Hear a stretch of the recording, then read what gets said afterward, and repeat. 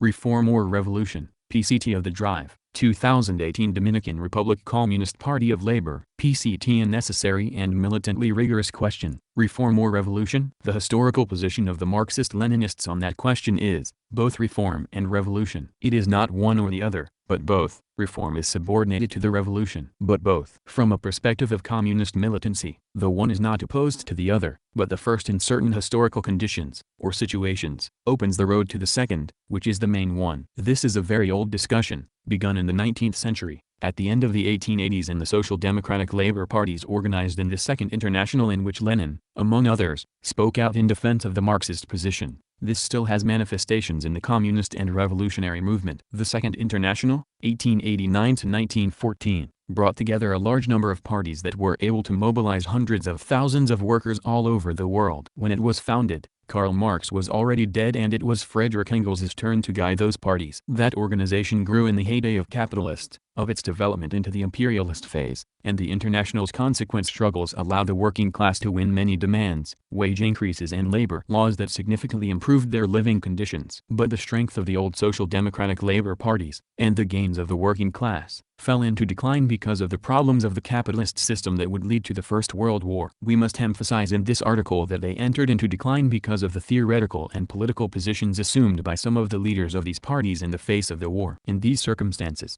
the Second International was declared bankrupt by Lenin and the communists of several countries, and after the triumph of the October Revolution of 1917 in Russia, the Communist International, Third Communist International, arose from the experience of this revolution. The Bolshevik leader was forced to refute the positions of the ultra-left that were taken up by several parties on question of tactics, such as the struggle for reforms, the use of bourgeois parliaments and the participation in the Yellow Unions. Section 1. The debate since the end of the 19th century. Edward Bernstein, one of the most capable leaders of social democracy, had concluded in his work, The Prerequisites for Socialism and the Tasks of Social Democracy, 1889, that, since the defeat of the Paris Commune in May 1871, and the boom of the capitalist economy since 1873, there had been no revolutions, and that the working class had greatly improved its living conditions. Thus there would be no need for the ideas of revolution of Marx and Engels, that is, the radical rupture with the system, and that it was possible to advance in the solution of the problems through gradual processes of reforms that would lead peacefully to socialism. Lenin confronted these ideas from a Marxist position,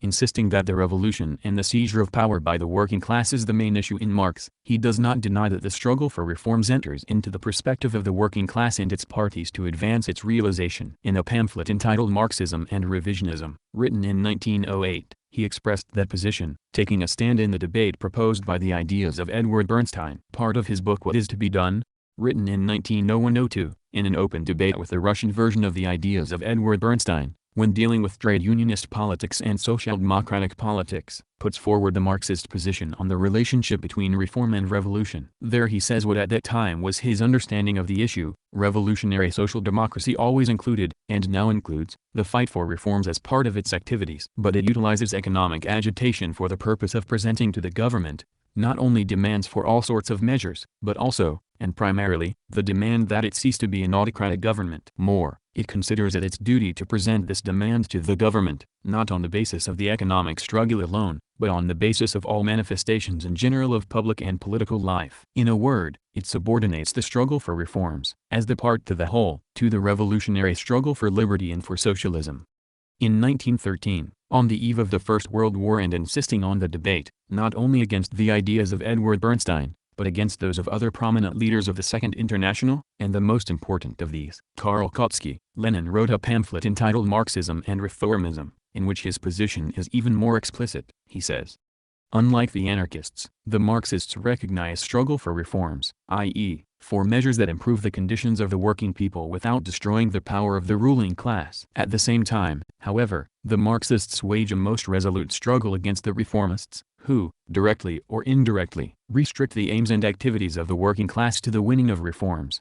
That is, the struggle for reforms is one thing, which is absolutely necessary in the day-to-day struggle; another thing is reformism, which is an opportunist deviation expressed in making the struggle for reforms the ultimate goal, and not a way to accumulate forces with the perspective of the revolution. According to Lenin, those who deny that dialectic are anarchists. At this level of Lenin's reflection, he could not analyze the experience of the October Revolution of 1917, which he would do and present years later, after its victory. Lenin was not the only one to deal with the question of reform and revolution. Rosa Luxemburg, one of the youngest leaders of the workers' and socialist movement of that time, was prominent among those confronting the reformist thesis of Edward Bernstein. Reform or revolution?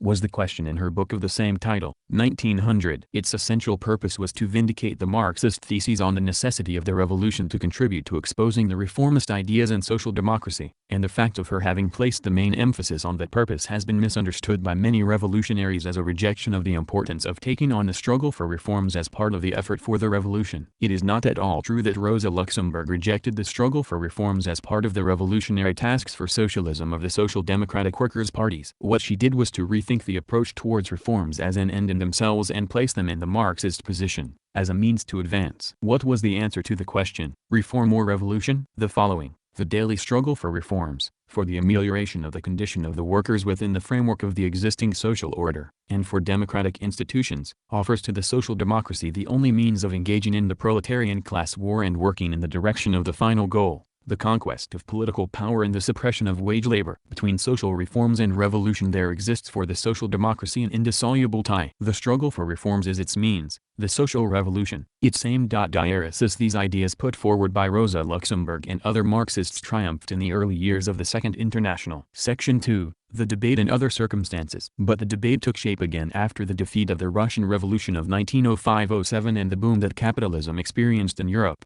which allowed the system to make concessions to the working class and to create a labor aristocracy, as Lenin would describe it. This was the context in which other recognized leaders of social democracy, such as Karl Kautsky and August Bebel, took the path of reformism proposed by Edward Bernstein and used it as a strategy to pressure the governments to obtain concessions. They were shaped by the parliamentary struggle, and in the general discourse they left the idea of overthrowing the established capitalist order without practical consequence. The problems of the economic crisis that would appear in the capitalist system a few years later, and particularly the confrontation between imperialist countries, mainly Germany and England, due to the division of political and economic influences, led to the outbreak of the First World War in August of 1914. The Social Democratic parties grouped in the Second International would have to define their positions towards this conflict, with pronounced differences appearing among the main leaders. The majority of these leaders held back the class struggle in their respective countries, instead of taking advantage of the war and its consequences to promote the revolution. What they did was to avoid the political conflicts, so that the capitalist governments could occupy themselves completely with the issues of war. Many of the Social Democratic deputies even approved war credits in the parliament so that the governments had sufficient resources to devote to the war. The Bolsheviks in Russia did the opposite, as did other consistent Social Democrats in Germany, among them Rosa Luxemburg herself and Karl Liebknecht, who called on the working class to take advantage of the circumstances of the imperialist war to make the revolution, convert the imperialist war and its consequences for the working class and peoples into a civil war. This was the Marxist orientation. On the other hand, the reformists defended the line of supporting the bourgeois governments in defense of the fatherland under attack.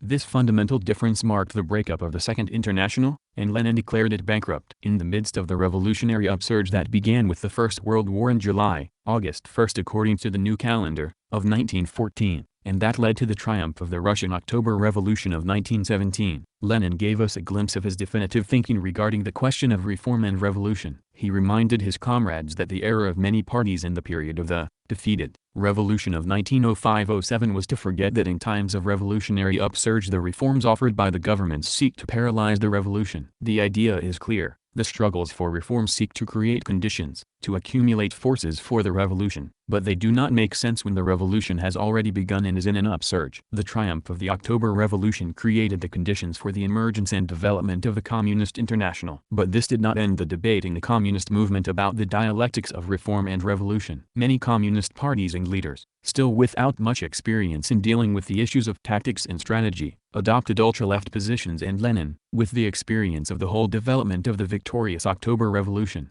defined such positions as the infantile disease of leftism and communism. Maybe, or without maybe, the most important work of Lenin on the subjects of tactics, day-to-day politics and the drab everyday struggle, is precisely his book Left-Wing Communism, an Infantile Disorder, which has, among other virtues, that of being the result of practical experience, of a complex and unprecedented revolutionary process, with its ups and downs, defeats and triumphs, varied and combined forms of struggles. That was the October Revolution of 1917. It began in 1905, suffered a defeat in 1907, broke out again in February 1917, and 1 month later it completed its democratic phase and established in power a liberal, non-communist democratic government, which had to maneuver in order to maintain itself. However, that government succumbed to the pressure of the revolutionary struggles of the working class and the working masses, led by the Bolshevik Party that seized power and established socialism in October, in just 8 months of tactics and maneuvers. That book was written in 1920, 3 years after the triumph of the October Revolution and 1 year after the Third International was founded. That is to say, it is the generalization of the experiences, the practice,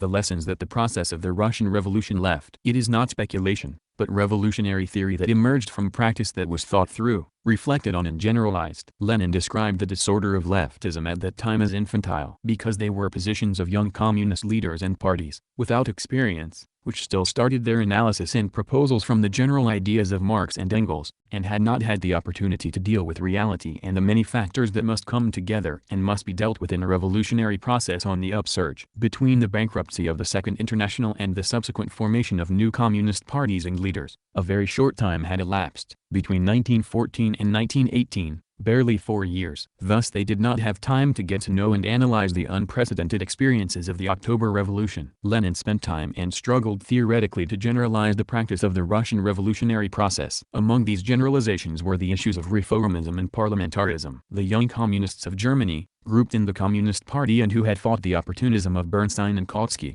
due to their lack of political maturity, took up a policy of the offensive. They set out to seize power when they still did not have the force and influence among the masses, and they were defeated by 1921. Rosa Luxemburg and Karl Liebknecht had been killed in that process by bourgeois reaction. Many of these new communist parties and leaders, affected by the infantile disorder of leftism, rejected the parliamentary struggle. Consequently, they denounced participation in elections as opportunist. Governed by the idea that, with the triumph of the October Revolution and the emergence in history of Soviet power, parliamentarism had become obsolete, it was outdated and one should not make use of it. Lenin argued that it was one thing to say that bourgeois parliamentarism was historically obsolete, because Soviet power, which was superior to it, had appeared in history. It was another thing to show this in practice. True, the Soviet power of the working class was historically superior to the power of bourgeois democracy, but from the practical point of view, that is, of reality, it was a fact that bourgeois governments and parliaments dominated in most of the world, and it was necessary to deal with this reality. In this effort,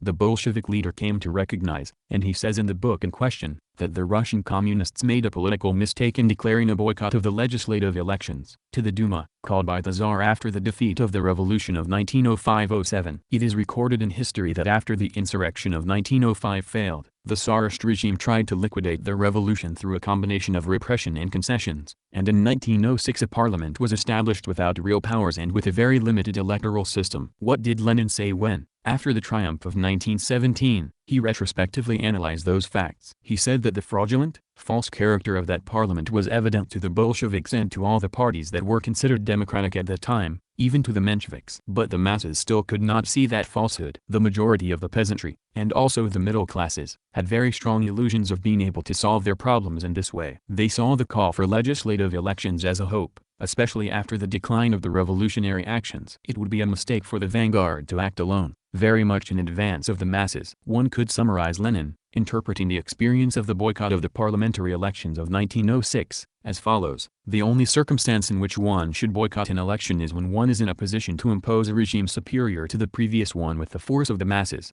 If you are not in such a situation, you have to work for it patiently, with mass political work, in situations that reality imposes. If one is in the minority, then for communists and revolutionaries it is mandatory to participate in the elections and fight to win the majority. How many of the masses support your policy? We must answer this question in order to define tactics and objectives. And also, what is the will of these masses? If one does not have the force of the masses who respond to our calls for action, the tactic remains in an outline, or in sometimes strident speeches, general truisms, about what should be done in order for things to change. But nothing happens, or what happens is what the ruling classes decide. If we study the entire course of the Russian Revolution, we can highlight the fact that the Bolsheviks participated in the most reactionary and limited parliaments for the sole purpose of connecting with the masses and winning them for their cause. The masses is the main issue. and it follows from the experience of the October Revolution and Lenin's theoretical generalizations, that in order to carry out the revolution it is necessary to win the masses, and for that purpose to use each and every one of the possibilities to do revolutionary work. The law of dialectics on how quantitative changes become qualitative ones explains the need for reforms on the road to the revolution. If the laws of dialectics are objective, if they correspond to the truth and are general, as they exist in all natural phenomena, society and thought, then the dialectics of reform and revolution, which is the same as saying accumulation of forces and leap, is the expression in politics of the law of qualitative changes. Quantitative changes are generally slow, imperceptible and can take place over a relatively long period of time. On the other hand, qualitative changes are a leap, fast. They change reality in a short time. In practice, this means fighting in the day-to-day struggle for political and social gains, which could improve the living conditions of the masses of the people and for the general revolutionary political work. Even if they do not change the system, these gains could also serve to raise the level of enthusiasm of the masses. Given that what has been achieved did not change the oppression or general poverty, it teaches them through facts, through their own experience, that in order to change reality in essence, one must have a revolution. In Anti-During, Friedrich Engels says that motion is a contradiction. It is both continuous and discontinuous. It is gradual growth, more or less slow, faster or less fast, but continuous. And in a moment it is discontinuous, in leaps. The leaps only occur after an accumulation of factors over time. To deny the struggle for reforms is to deny dialectics. March, 2018.